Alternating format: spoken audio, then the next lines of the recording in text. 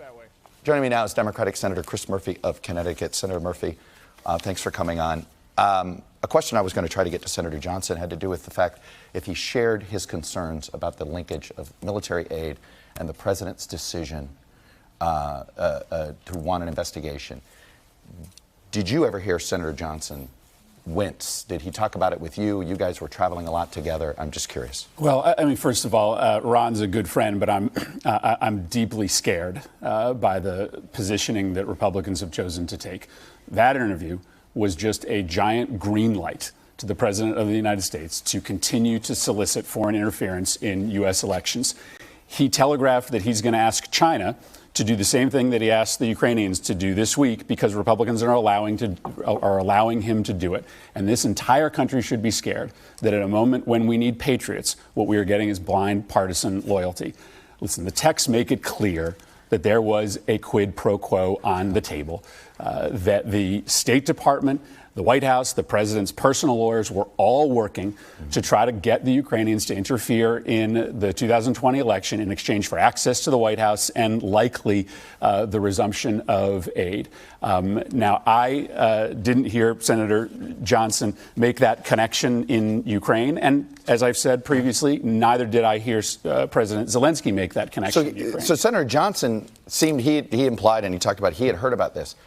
So again, you were working pretty closely on this same situation. Did Gordon Sondland make this clear to you that that the issues were connected? No, when we went to meet with the president in early September, no one from the White House or Gordon Sondland had told us that the two were connected. But of course, it stood to reason that the two were connected. In Ukraine, there were many people who were under the impression that they must be because this aid had been suddenly cut off with no process, with no bipartisan notification.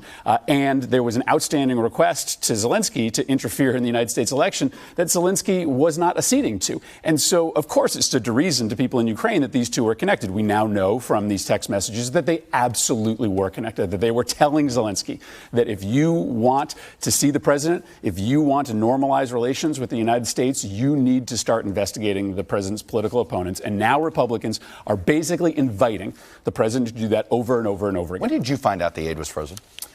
I found out the aid was frozen when it was reported in the press, so I did not have any prior notification. When do you get the sense that Ukrainians knew it was being frozen? Because they didn't know at the time, of the phone call, it appears that it was technically had been frozen.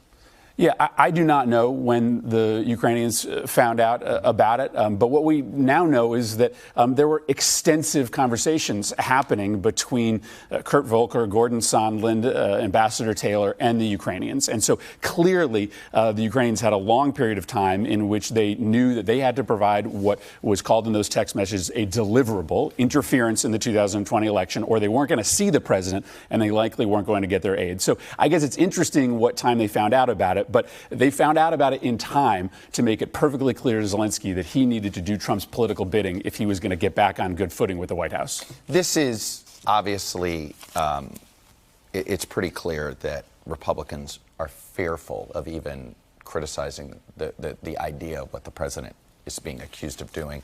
If we're fearful of even criticizing the concept of it, a whole world is going to rain down on. Based on Senator Johnson's not one of those that usually is a conspiracy theorist that usually goes down these rabbit holes. How fearful are Senate Republicans of the president's wrath?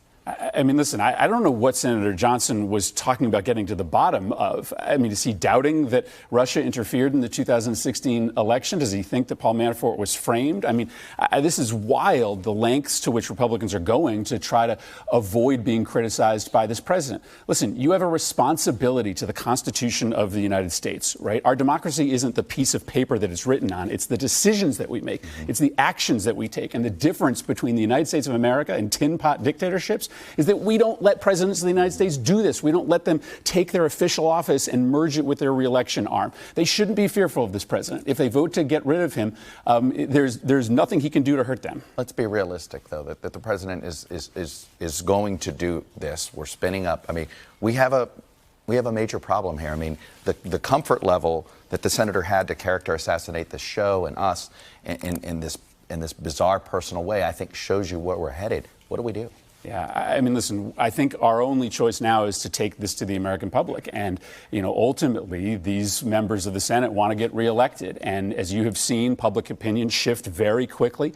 As you see more Republicans go into the bunker like that, and the president go deeper into trying to get more countries to interfere in our elections, I think public opinion will change. It is true. The president seemingly can shoot somebody in the middle of Fifth Avenue, and Republicans won't care. I don't think people want that. You feel powerless? No, I don't feel powerless. I mean, listen, I feel like this is a moment where patriots need to step up and try to save this country. And I think there are a lot of regular citizens out there that are going to demand that their members of Congress look at the facts, make a decision on the facts, not make a decision based on their loyalty to the cult of Donald Trump.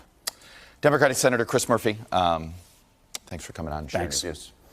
Hey, NBC News fans, thanks for checking out our YouTube channel. Subscribe by clicking on that button down here, and then click on any of the videos over here to watch the latest interviews, show highlights, and digital exclusives. Thanks for watching.